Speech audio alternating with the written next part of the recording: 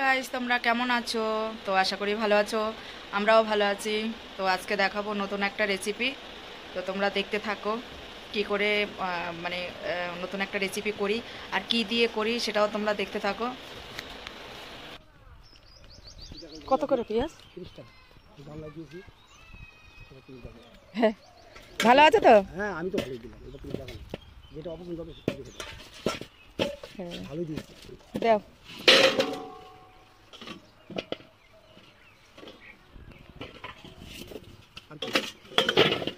আর কি নেব? তাই তো। টমেটো কত? না, নেবো না, কালকের একটা আছে, না থাক। হ্যাঁ, আর কত হলো তাহলে? 15 টাকা। আর কালকে ছিল, হ্যাঁ, কালকের 20 টাকা। 10 টাকার লঙ্কা, 10 টাকারই। আর আছে কি সবজি? উচ্ছে আছে, সাজনা আছে 250 টাকা। সাজনা দাম কম আছে, 35 টাকা রাখবো।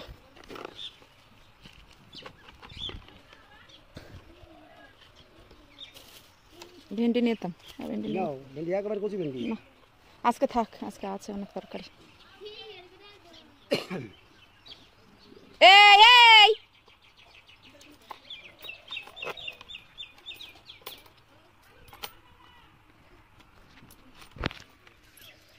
দেড়শো, 60, 65। হ্যাঁ, 65, 70, 80, 90, 100। ঠিক আছে, যাও, কালকে আবার নেবো খানি। পাট শাক কত করে? 5 টাকা আটি। নিয়ে নাও গাড়ি, হেবি সুন্দর শাক, ঠিক আছে?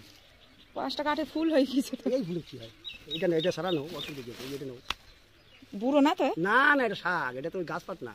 দেখে এই দেখো, এই গাছ নাকি? এটা শাকই, এটা চাষি। এরকম কত সুন্দর শাক দেখেছো? কালার কি! 5 টাকার শাক নাই, একদম লস। এ মা, আর এক সময় কালকে নেবো নি কাকা, আজকে থাক। এই এই এই এই এই এই তো কি করছিস তুই?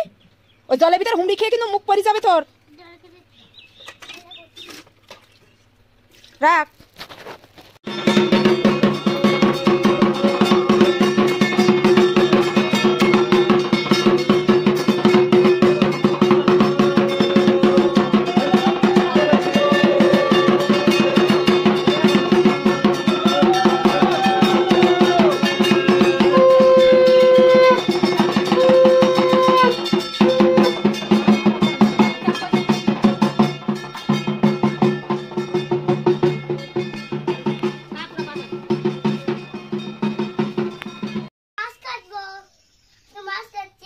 আজকে নিলাম এই যে তেলাপিয়া মাছ। এই যে, আর এখানে দেখো আর যে পুঁটি মাছ নিলে, নরম নরমটা বেঁচে দিয়েছে কাকা। সরো সরো সরো, পুঁটির কাছ থেকে দেবো, তুমি পুঁটির কাছ থেকে। আরে দেবো, নরম হয়ে গেছে, হাত দিবি না কিন্তু। হাত দিবি না, তাহলে মারবো কিন্তু।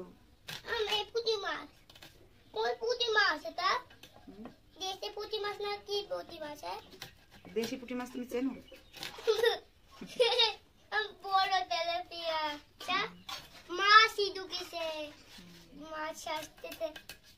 সরো সরো, এই বড় মাছটা কাটো না। কাটবো। এই দেখো হাতে ধুলে দেখো। ধরে ধরে না, এ ধরে না, আমি ধরে না মাছটা। না ধরবো। গন্ধ হবে হাত। ধরে না। ধরলে পরে কিন্তু মারবো। আমার কি বুদ্ধি মাছে? তোর কি বুদ্ধি মাছে? এ কি বুদ্ধি মাছে? এ কি বুদ্ধি মাছ? এই তেলাপিয়া মাছ দিয়ে গেছে একদম। আমার সব কেদা হয়েছে সবটা। ছোট ছোট। সরো। বুদ্ধি মাছ দেখতে বড় কাটটা। ঘাম কিভাবে ঝরছে আমার গা থেকে। এ তো ঘামছে। বাটি কই? কেন বাটি কি হবে? এইটার মাছ রাখো। এই তো মাছ লাগতে। এই দেখো এটা রাখো। ও তো লাগতে হবে না, তুমি রাখো। আমি রাখছি। আরে দূর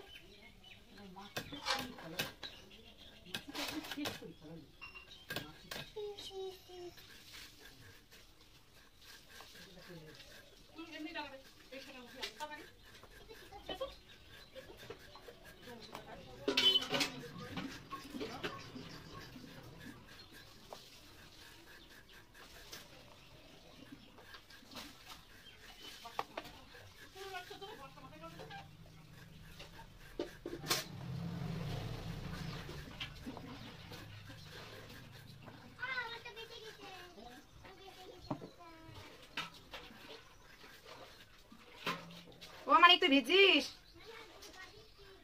গরুতে গুতো মুতো মারবে।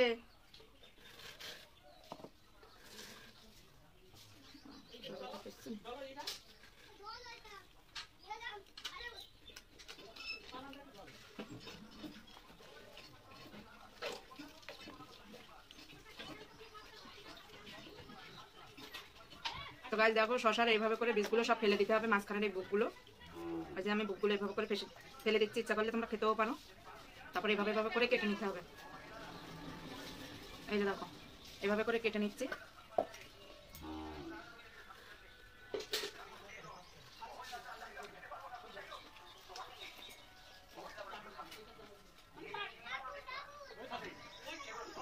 দেখো এখানে শসা কেটে নিলাম, আর এখানে আছে মাছ।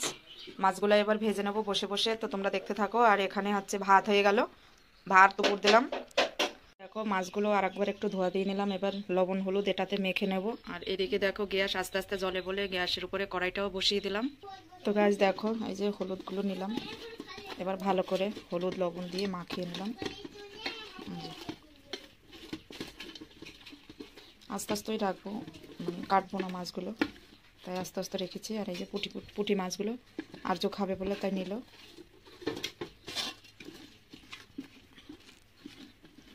এই যে দেখো মাখা হয়ে গেল হলুদ। আর এদিকে কড়াইটাও গরম হয়ে গেল, এবার দেবো তেল। তো গাইস দেখো এদিকে কড়াই গরম হলো, এবার তেলটা দিয়ে দেবো।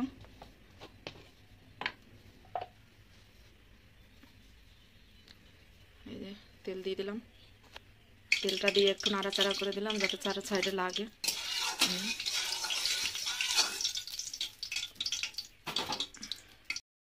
তো গাইস তেলটা গরম হয়ে গেল, এবার মাছগুলো দিয়ে দেবো এক এক করে। বাবা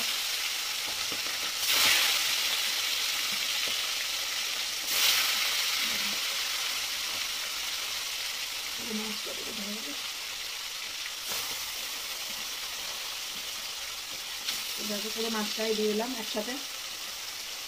তো গাইস দেখো এদিকে মাছটা হতে থাক, আর আমি ওইদিকে আলুটা কেটে নিই ভালো করে। তোমরা দেখতে থাকো। তেলটা একটু এভাবে করে ঘুরিয়ে দিই, কারণ একসাথে দিয়ে দিলাম তো এই কারণে। তো গাইস দেখো মাছটা ভাজা হয়ে গেল, আর এই যে শসা আর আলু কেটে রাখা এগুলো এখন ভেজে নেবো একটু।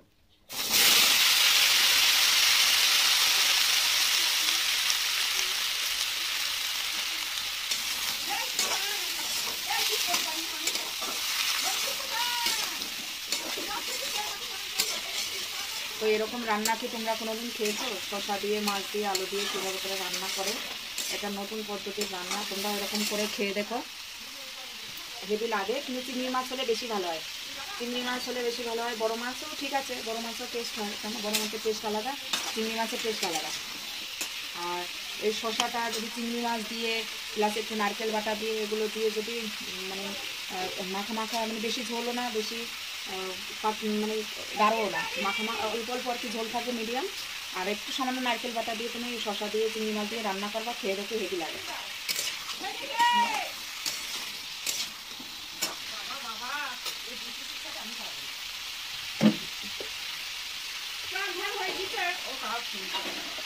আর একটু তেল দিয়ে দিলাম, অল্প তেল ছিল চলো না।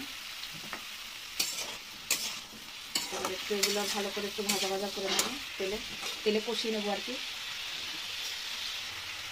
তো গাইস দেখো এই যে মানে একটু ভালো করে তেলে এরকম করে কষিয়ে নেব,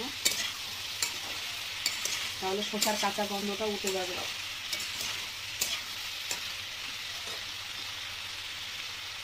তো গাইস দেখো এবার তেলে কষানো হয়ে গেল, এবার একটু লবণ দেবো। সরো সরো সরো, ও তো কাটা নেই, খাও বেশি খাও, যাও আমি রান্না করি, সরো। আর দেবো হলুদ,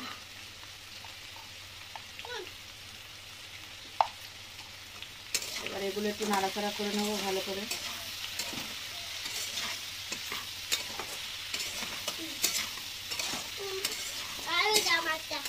খেয়ে নাও, ওগুলো খেয়ে নাও, তারপর দেখছি। আবার ভালো করে নাড়াচাড়া করে মিক্স করে নিলাম। এবার দেবো দেখো বেটে রাখা মশলা, সে কালকে মশলা মানে বেশি হয়ে গিয়েছিল, তাই আবার বেটে মানে ফ্রিজে রেখে দিয়েছিলাম ঠান্ডা ঠান্ডা। এতে কাঁচা লঙ্কা দিয়ে রান্না করলে বেশি ভালো হয়। কাঁচা লঙ্কা এখন আর দেবো না, শুকনো লঙ্কা দিয়ে পেঁয়াজ রসুন আদা জিরে এগুলো দিয়ে বাটা হয়েছিল কালকে, মশলাটা আমাকে মিক্সারে করা হয়েছিল। এবার অল্প দেবো, একটু ঝাল বেশি দিলে খাওয়া যায় না, অল্প করে দিলাম।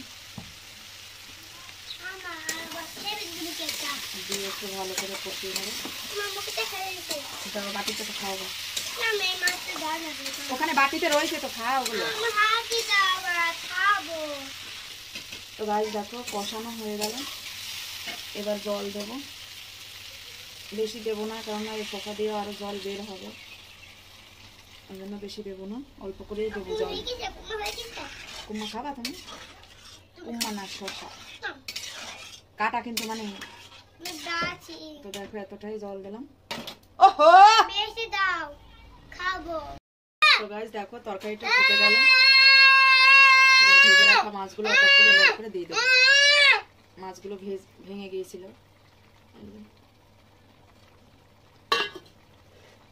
দিয়ে ভালো করে ঢেকে দেবো। 10 মিনিট ফুটাবো, তারপরে নামিয়ে ফেলবো। তো গাইস দেখো এই যে তরকারি হয়ে গেল। হ্যাঁ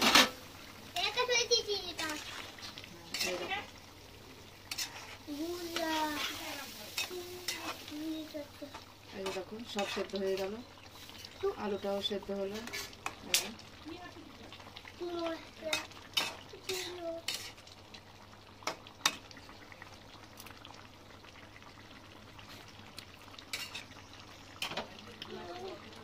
তো দেখো হয়ে গেল রান্না, কিন্তু সেই টেস্ট হয়েছে, ভালো লাগছে। এভাবে তোমরাও রান্না করে খেয়ে দেখো। তো গাইস দেখো রান্নাটা পুরো কমপ্লিট হয়ে গেল। আর দেখো গরমে খুব ঘামছি এখানে বসে বসে, এত গরম পড়ছে। তো এভাবে করে তোমরাও রান্না করে খেয়ে দেখো, একবার ট্রাই করে দেখো কেমন লাগে। ভালো লাগলে লাইক করো, কমেন্ট করো, সাবস্ক্রাইব করো, আর বেশি বেশি শেয়ার করো। তো ততক্ষণ ভালো রাখো, বাই বাই, ভালো থাকো। দেখো এই যে তুই কি করিস, এই যে দেখো তরকারিটা হয়ে গেল।